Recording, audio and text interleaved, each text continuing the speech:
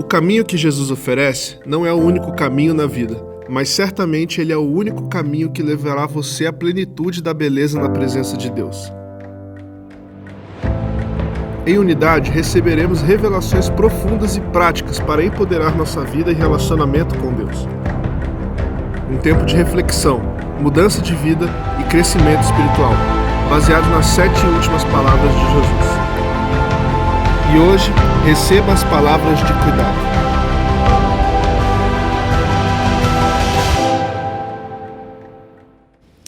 Amém. Bem-vindos então, 40 dias até a Páscoa, e hoje vamos à terceira mensagem da série. Quando Jesus estava na cruz, nos seus últimos momentos, depois de 30 anos em que ele nasceu, cresceu, foi cuidado por Maria e José e viveu a sua vida familiar, abençoou a sua família, ele então recebe de Deus a direção que era o tempo. Jesus, então, o Galileu, começa aos 30 anos formar o seu ministério. Um ministério que foi curto de tempo, mas intenso de ação e completo de propósito.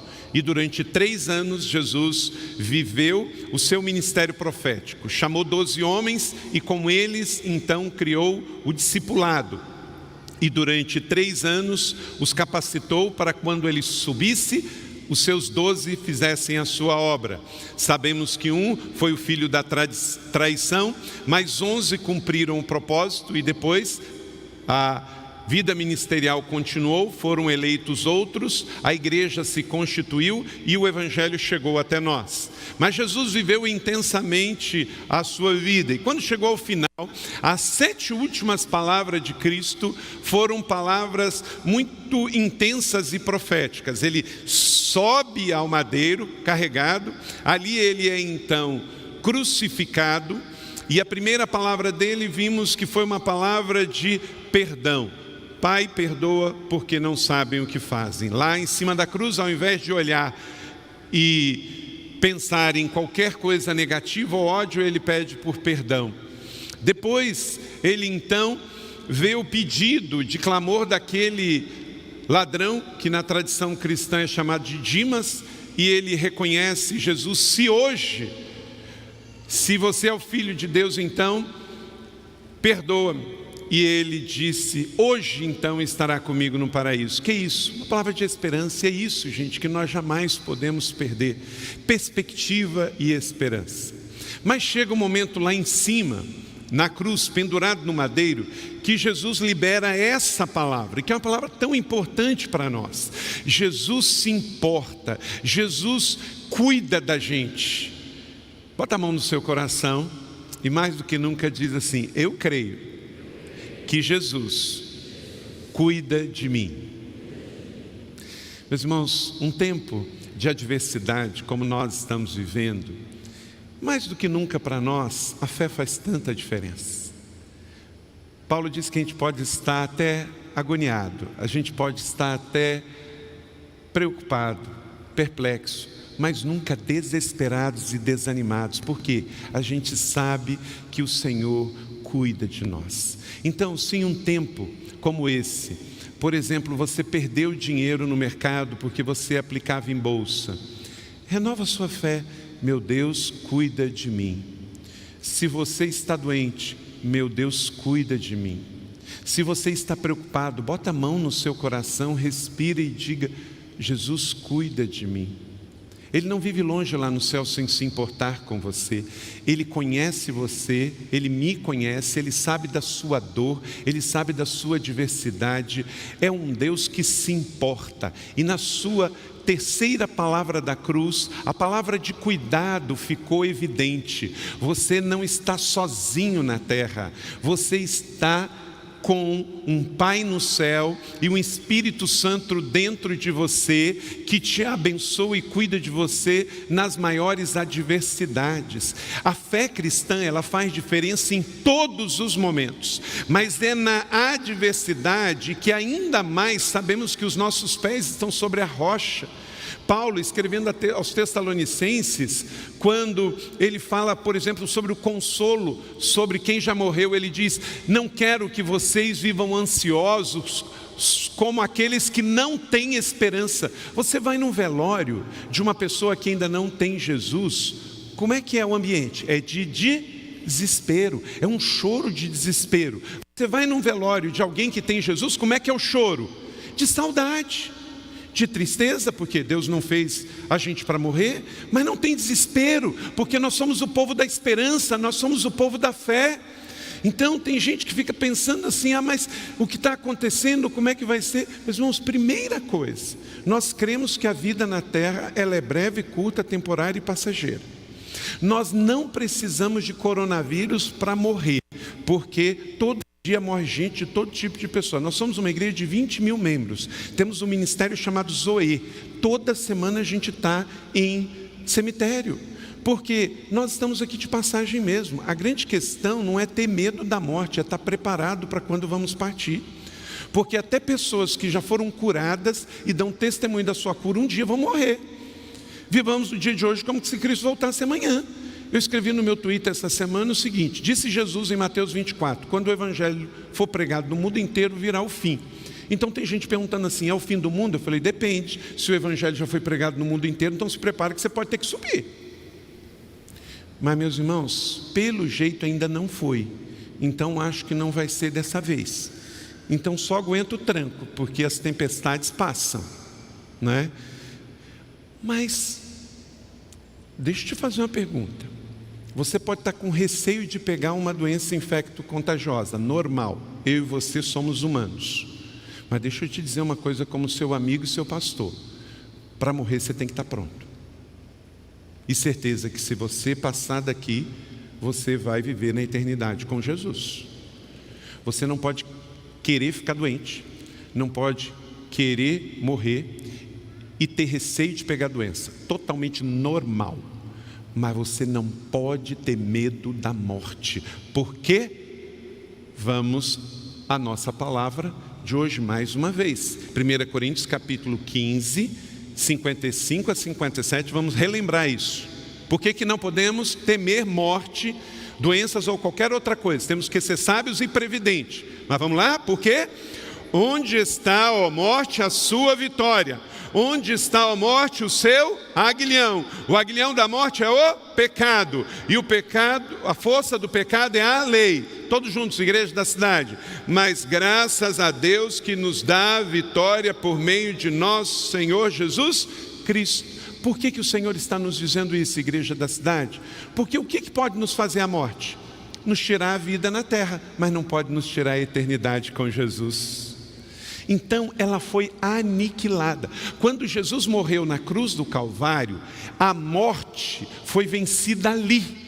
No máximo, o que a morte que veio para a terra como fruto do pecado e da desobediência de Adão e Eva e entrou no mundo como algo que Deus não havia planejado para o homem, tem validade só aqui na terra. O poder da morte acaba aqui, mas eu e você não vamos viver aqui, nós vamos viver na eternidade e lá não tem morte. E o poder da morte está quebrado. Então você vai, como a Bíblia diz, dormir no Senhor. Então se eu sei disso, eu não vou me desesperar, porque eu sei em quem tenho crido e eu estou certo que Ele é poderoso para guardar o meu depósito até o dia final, até o dia que você vai sacar sua conta, está sendo depositado. Todo dia que você vive na terra está sendo depositado, está sendo depositado, está sendo depositado. Cada vez que você ora, cada vez que você ganha alguém para Jesus, cada vez que você pastoreia, cada vez que você discipula, cada vez que você faz um ato de amor, está sendo depositado.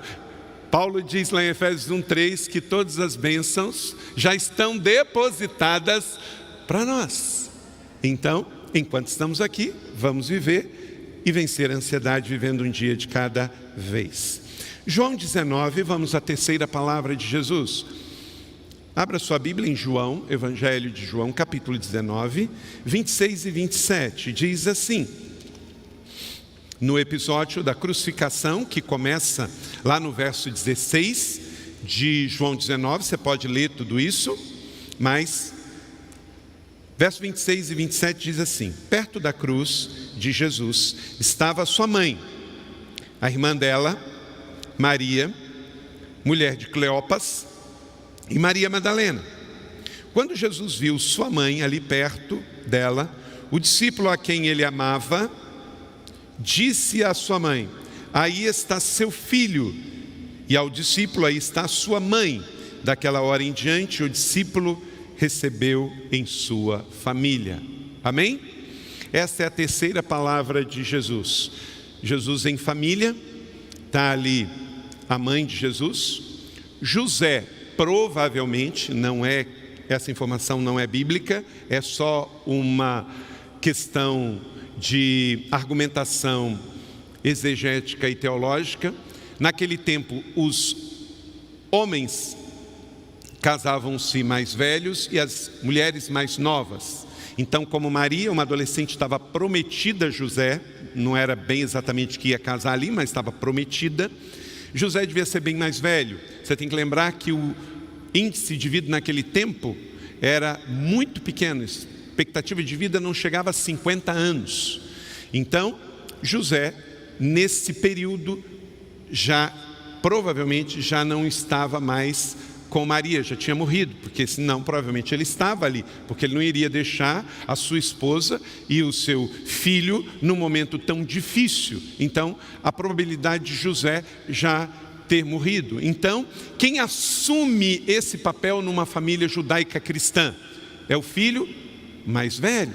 Então, João não era só o discípulo amado, mas irmão do Senhor, e ele então tem um papel que Maria fala: então, olha, aí está o seu filho, Maria, aí está a sua mãe. Eu estou cumprindo a minha função aqui de Jesus histórico e também de Salvador do mundo, mas a vida de vocês não acaba aqui, então continua. Então a palavra de Jesus liberada é uma palavra de cuidado, de carinho, de proteção. Aí está a família biológica, aí está a família da fé. Fiquem juntos, porque o dia vai ser difícil. Mas é aí que nós precisamos estar redobrando a oração de uns pelos outros e cuidando uns dos outros. Ninguém solta a mão de ninguém, mas no sentido figurado, né? E vamos cuidar uns dos outros. Terceira palavra: receba as palavras de cuidado. Aí está o seu filho, Maria. Aí está a sua mãe, João. Cuidem uns aos outros. Tenham cuidado, igreja da cidade, os dias são maus. Vamos sair deste culto com a fé renovada e com o senso de responsabilidade, de cuidar da nossa família biológica e da família espiritual. Até porque esse ano profético de 2020 é o ano da palavra e da família. Então pegue essa palavra de Jesus, a terceira palavra dele na cruz, e cuide da sua família biológica e espiritual. Obedeça ao que Jesus diz. No momento da cruz, ele perdoa, ele dá esperança e ele oferece cuidado. Agora não é hora de desespero, é hora de cuidado, é hora de renovar a nossa aliança com Deus e dizer: Senhor, eis-me aqui e usa-me. Esse é o tempo. Amém, igreja da cidade? E por que nós podemos com certeza dizer que você está no contexto de família, e isso é importante? A família, a vida em família nos protege, biológica e espiritualmente. Vamos dizer isso juntos? A vida em família nos protege. Mateus 12, 47, 50 diz: alguém lhe diz: tua mãe e teus irmãos estão lá fora e querem falar contigo. O que Jesus respondeu? Quem é a minha mãe e os meus irmãos? Perguntou ele, e estendendo a mão para os discípulos disse: aqui estão a minha mãe e os meus irmãos, pois quem faz a minha vontade, a vontade do meu Pai que está nos céus, este é a minha mãe e este é os meus irmãos. Então o que Jesus está dizendo? Que a família é importante, biológica e espiritual. E o mais importante é ser da família de Jesus, porque é a família que não vai morrer, é a família que vai viver para sempre. Nós não vamos chegar no céu Oliveira, Pereira, Schwarzenegger, Hoff, né? Da Silva, do Machado, etc. Você vai chegar no céu e o seu sobrenome é de Jesus, lavado e redimido pelo sangue dele. Só isso. Então você tem que ter essa certeza. Jesus nos criou para viver em família espiritual. Em Marcos capítulo 3, 33 e 35, Jesus diz isso também. Jesus fez de nós uma família, e por isso a igreja da cidade é uma família para pertencer. Isso não é um aglomerado de gente, isso é uma família para pertencer, e na hora da adversidade nós queremos estar juntos, nem que for o último culto das nossas vidas. Amém ou não amém, igreja? Stephen Furtick, ele diz o seguinte, nesse livro aqui: assim como a cruz era formada por duas vigas, Jesus une os seus seguidores aqui na terra com o Pai do céu em um relacionamento vertical. Ele une cristãos uns aos outros por meio de um relacionamento horizontal. Então, é isso que ele fez, a cruz faz isso. Liga, ela é ponte, ela é meio, para nos unir à família do céu com a terra. A boa notícia do Evangelho é que todos nós podemos pertencer. Receba aí 5 princípios. Se você pegou o seu esboço no aplicativo, está lá os 5 princípios. Nossos relacionamentos devem ser pautados com vista sempre ao nosso crescimento espiritual. Então, nesses 40 dias até a Páscoa, para você aprofundar o seu relacionamento com Jesus, ficar em paz interior, não se desesperar, mas viver na estabilidade da fé, a primeira coisa, receba a filiação paternal. Romanos capítulo 8, 14 e 15, porque todos os que são guiados pelo Espírito, são o que, igreja da cidade? São filhos de Deus. Pois vocês não receberam um espírito que os escravize para novamente temer, mas receberam um espírito que os adota como filhos, por meio do qual chamamos Abba Pai. Então, essa é a nossa Páscoa, Abba Pai, meu papaizinho. Quando eu recebo a palavra de cuidado, Maria, aí está o seu filho. João, aí está a sua mãe. Jesus, antes de ir para a terra, ele se preocupa que aqui não fiquem órfãos, mas fiquem filhos espirituais. Você é da família de Jesus. Você não é um órfão, a sua identidade é de filho. Então receba sua filiação paternal. Muita gente tem dificuldade com paternidade espiritual porque não se sujeita como filhos. Eu já falei isso para vocês, que Abba significa paizinho, é uma expressão de amor e confiança. E isso você tem com Deus. Ele não é só Senhor, Ele não é só Deus, Ele é o seu papaizinho, sim. Então, ame e chame seu Deus de Pai. Todos vocês são filhos de Deus, mediante a fé em Jesus Cristo. Gálatas 3, 26. Vamos botar na primeira pessoa? Eu sou filho de Deus, mediante a fé em Cristo. Então, você é. Então, para muitos, em função da relação dos seus pais terrenos ter sido talvez ausente, tirano, limitador, sarcástico, distante, alcoólatra, gerou um bloqueio contra Deus Pai. Deus é Abba, você é filho. Não transfira para Deus as suas experiências ruins, os seus bloqueios e traumas com o seu pai na terra. Deixa eu dizer uma coisa, o seu pai na terra, biológico, pode ser um pai espiritual, mas talvez ele não conseguiu ser. Não é porque ele é ruim, é porque ninguém pode dar o que não tem. Então tem uma filiação bem resolvida de Deus como Pai no céu. Agora, também não deixe que o lesado ao lado prejudique você. Nós temos às vezes um problema com influência. Vou dar 2 exemplos para vocês. Chega uma pessoa na igreja e ela tem sido tão abençoada, ela é tão tocada, tão generosa, e ela quer dar um veículo para a igreja, para a obra missionária, quer dar uma casa, quer dar um terreno, ou quer dar uma oferta exponencial, um recurso que ela nunca deu. Aí ela, com um momento de alegria, vê uma causa, ou dá para o dízimo, ou dá para oferta, dá para missões, dá para primícia, e todo alegre chega para alguém e fala: poxa, minha família espiritual é tão abençoada, Deus me abençoa tanto, eu não consigo perder de Deus, e eu dei uma oferta exponencial. Aí uma pessoa vira e fala assim: você é trouxa, hein? Você dá dinheiro para a igreja, dá dinheiro para pastor, etc. Fala um monte de coisa. Você é bobo, dá dinheiro para a igreja evangélica, da igreja. E tá. Aí a pessoa fica: mas sabe o que é? Ele está um infeliz. Aquela pessoa tem bloqueios, lesada, às vezes dominada por mamon, não consegue dar uma oferta nem para um filho. tem um bloqueio e serve a mamon, é avarento. Aí quando chega alguém generoso, o que acontece? A generosidade dele ofende a avareza do outro. Mesma coisa acontece com relação à paternidade. Alguém foi curado da sua paternidade, chama Deus de pai, meu Deus é meu pai, meu papaizinho, meu aí chega um religioso crente, mas por que você fica chamando Deus de pai? Deus é Senhor, Ele é Jeová, Ele é o dono do exército, Ele é o general. Aí você fala, poxa, mas Ele é meu papaizinho também, Ele é general na batalha, mas agora eu estou com dor, Ele é o meu...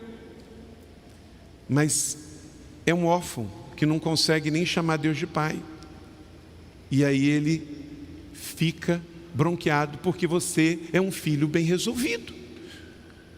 Aí você pega e chama o seu pai espiritual, a pessoa que te abençoa, seja o seu pastor, seu irmão mais velho, um líder, alguém que te levou à salvação, alguém que tem te feito crescer espiritualmente, alguém que te abençoa, e você, poxa, meu pai?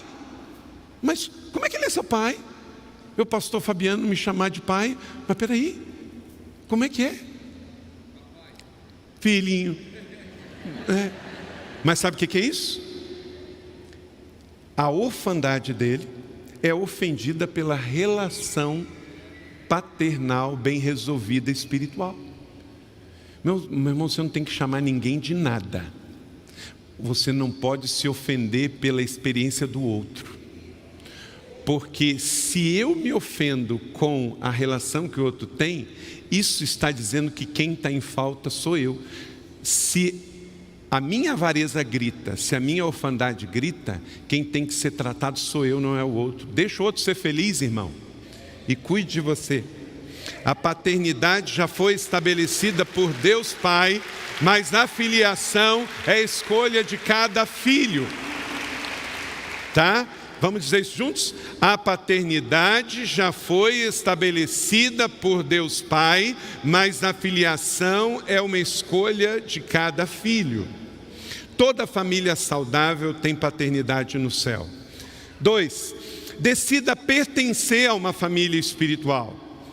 Gálatas capítulo 4, verso 12. Meus filhos, novamente estou sofrendo dores de parto por sua causa, até que Cristo seja formado em vocês. Então, nesses 40 dias até a Páscoa, vamos aprofundar o nosso relacionamento com o Senhor, refletindo sobre essa palavra de cuidado, recebendo a certeza da escolha de pertencer. Meu irmão, a gente frequenta supermercado, a gente frequenta loja, a gente frequenta clube, mas a igreja não é lugar de frequentar, é família para pertencer. Isso aqui não é uma coisa simples. Eu orei, pensei, avaliei para que a gente tivesse esse encontro de família hoje. Sabe por quê? A família tem que estar junta na hora das adversidades. Então não vou simplesmente dar uma palestra no YouTube e falar para você assistir, porque aqui nós estamos juntos e sairemos daqui enviados. Amém? Paulo diz, sofro dores de parto por causa da minha família. Então, vamos cuidar uns dos outros, no discipulado pessoal, nos momentos de comunhão, nas células, nos ministérios, vamos cobrir a igreja de oração, vamos dedicar essa semana que não vamos dedicar tempo à rede social, vamos dedicar mais à leitura do devocional, atualizar a leitura bíblica, atualizar se você está atrasado no devocional e ter um tempo especial de cobertura em oração pelo Brasil e pela nossa família. Enquanto a igreja não for uma família para pertencer, sua frequência nela será simplesmente uma relação de consumo para a sua necessidade emocional ou espiritual. Hebreus capítulo 10, 25, leia todos juntos. Não deixemos de nos reunir como igreja, segundo o costume de alguns, mas encorajemos uns aos outros, ainda mais quando vocês veem que se aproxima aquele dia. Então, meus irmãos, se Jesus está voltando, não é hora de dispersar, é hora de se unir. Palavra do Senhor, escolhida para nós hoje. Então, fica junto com a sua célula, fica junto com os seus líderes espirituais, porque Jesus está voltando. Se é hoje, eu não sei, mas uma coisa é, ou eu morro e vou me encontrar com o Senhor na glória, ou Ele volta como um grande cavaleiro pelas nuvens, e Maranata, vem Jesus. 3, busque crescer em família espiritual. Eu tenho paternidade, eu tenho senso de pertencimento na família da fé e eu vou crescer. Esta igreja não vai ser uma igreja de anões espirituais. Teremos líderes de célula grandes, maduros e saudáveis, líderes de ministérios grandes, maduros e saudáveis, ovelhas bem resolvidas com relação à sua paternidade espiritual, ao senso de pertencer em família, que estão seguros da salvação, levitas santos no altar, pastores santos no altar, uma igreja unida, forte, cheia do Espírito Santo, uma igreja que crê em sinais, maravilhas e no poder do Espírito Santo, que é profética, apostólica e pastoral, uma igreja cheia do cheiro de Jesus, amém? Uma família que eu escolho pertencer. Efésios 4,16, dele todo o corpo ajustado e unido, pelo auxílio de todas as juntas, cresce. Esse ano Deus está te esticando, nós vamos crescer. Esse ano eu vou fazer 50 anos no mês que vem. Eu tenho que crescer, eu tenho que entrar numa nova estação, num novo nível de espiritualidade, de fé, de conquista, de discernimento, de maturidade. Deus está esticando você, faz assim, ó. Deus está esticando você. Deus está esticando você, Deus está esticando você.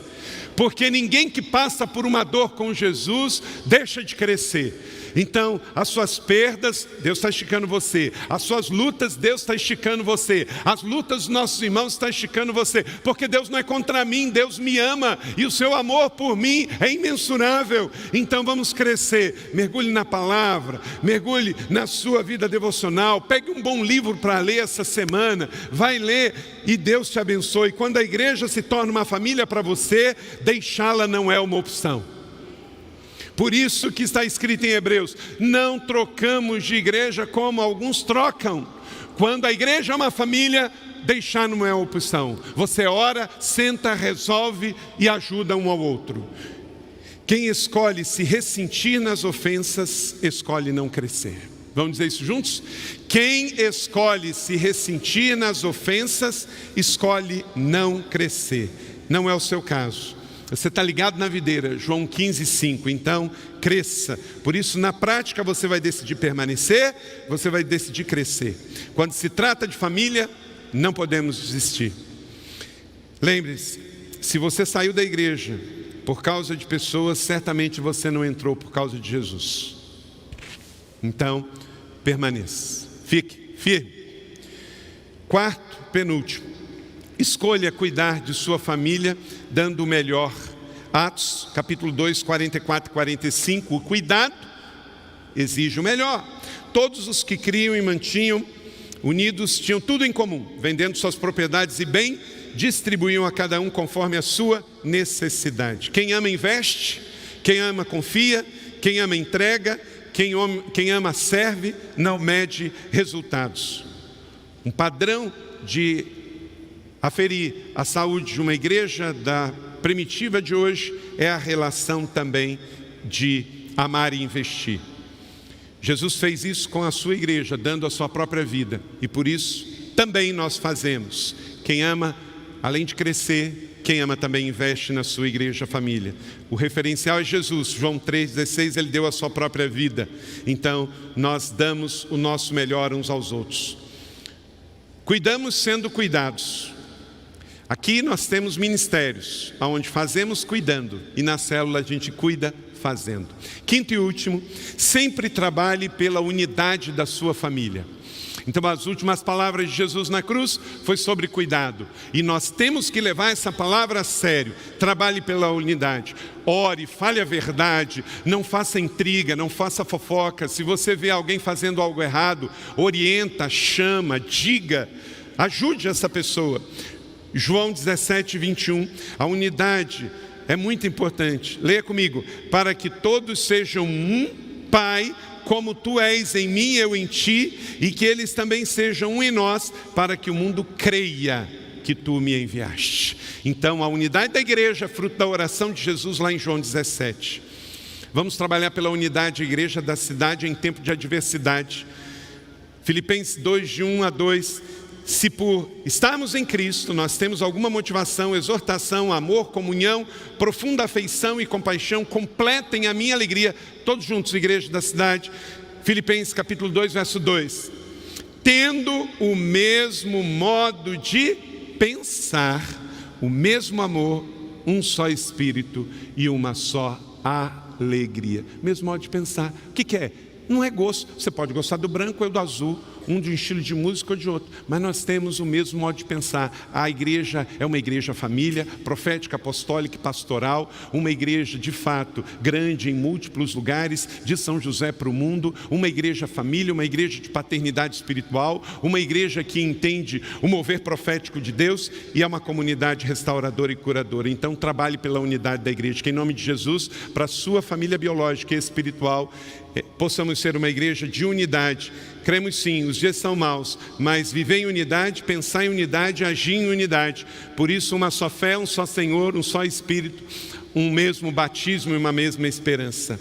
Somente podemos ter amigos que se tornam irmãos, porque Jesus na cruz do Calvário pagou um preço muito caro para isso. Então, sabendo isso, que o nosso velho homem já foi crucificado com Cristo, porque o corpo do pecado seja desfeito, porque não servimos mais ao pecado. Amém?